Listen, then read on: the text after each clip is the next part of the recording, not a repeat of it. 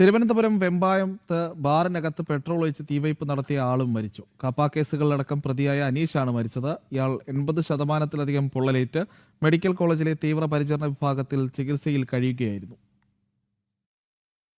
കഴിഞ്ഞ ഞായറാഴ്ച രാത്രി അനീഷ് ഉൾപ്പെടുന്ന 6 അംഗ സംഘം വെമ്പായം ബാറിനകത്തിരുന്ന് മദ്യപിക്കുന്നതിനിടെ വാക്കുതർക്കത്തിൽ ഏർപ്പെടുകയായിരുന്നു. ഇതിനിടെ പുറത്തേക്ക് പോയ അനീഷ് കന്നാസിൽ പെട്രോളുമായി തിരിച്ചെത്തി. സംഘത്തിലുണ്ടായിരുന്ന മറ്റുള്ളവരുടെ ദേഹത്തേക്ക് പെട്രോൾ ഒഴിച്ച് തീ കൊളുത്തുകയായിരുന്നു.